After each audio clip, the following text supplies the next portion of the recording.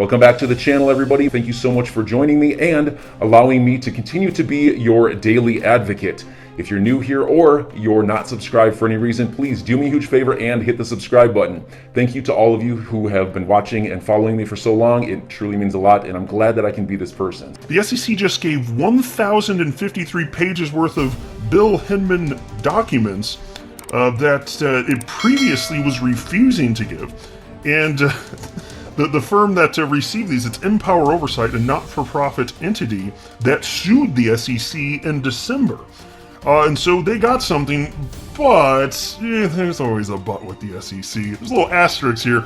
There's a little bit of a formatting issue, which I'm telling you guys, the SEC gives 0 of the letter F. It gives 0 of the letter F. Like, it could not care less about any of this. It's just doing what it can to just skate by on the edges of what is legal and what the requirements are as it pertains to the Freedom of Information Act.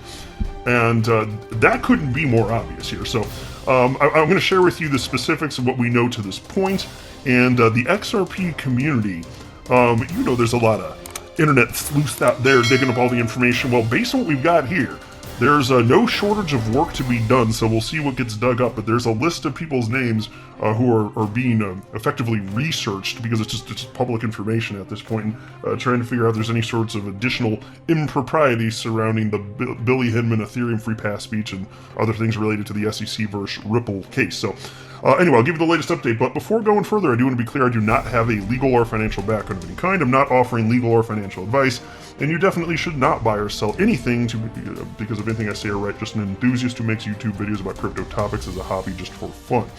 And so, look, despite this victory, it is the case that the SEC is still doing everything it can to prevent the release of additional relevant documents by using inappropriately narrow search parameters internally when looking for these documents.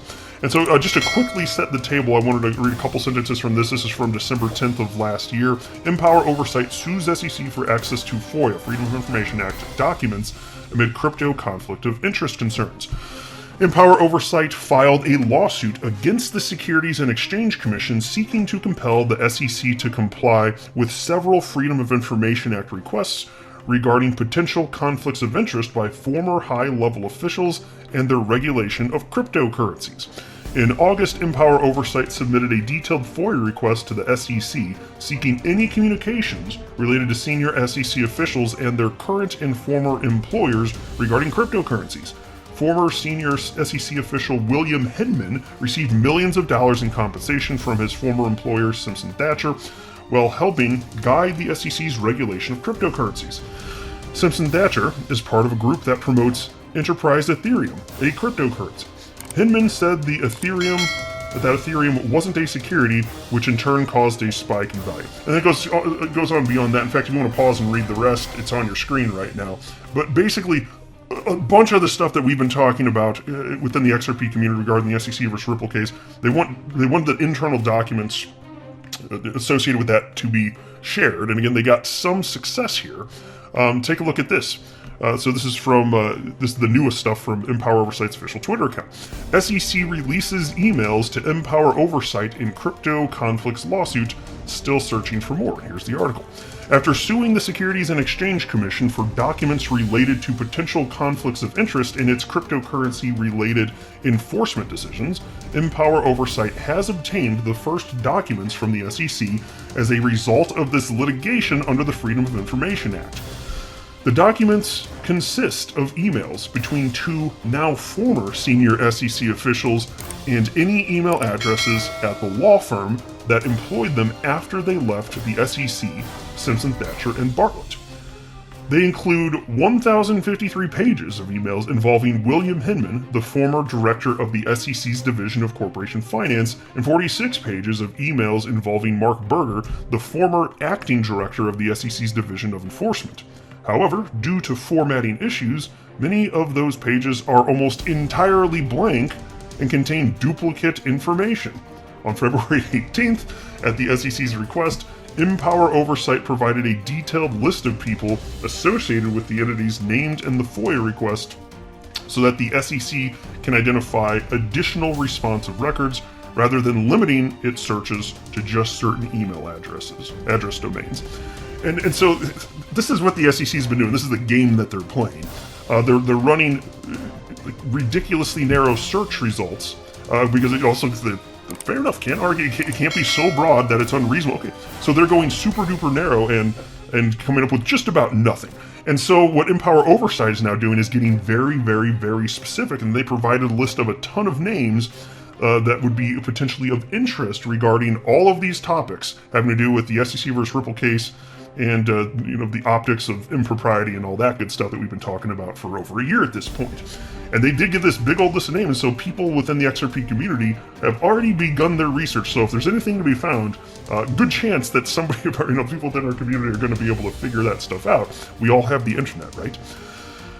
So it'll be interesting to see what specifically comes of that, but that's what Empower Oversight's doing in an attempt to get some more specific information, make sure that as many documents as they're entitled to end up getting delivered to them. That's the purpose of this. And you can see here, I'll just kind of scroll through. This is the 1,053 page document. There's some stuff here, but if you scroll down, you can see there's just a lot of this is just literally blank pages. And on my screen it is still loading, so that's part of the reason why it's showing what it is. But if you scroll down far enough, I think it's still loading on my screen, so maybe this isn't the perfect time to show the example because I guess my computer's being slow. But I did see this earlier today when I was mapping out the content for this video. I had everything fully loaded, and there's just a bunch of letters like down the side where I'm waving the there we go. Hey, it popped up. That's what I was talking about. This is what I was talking about.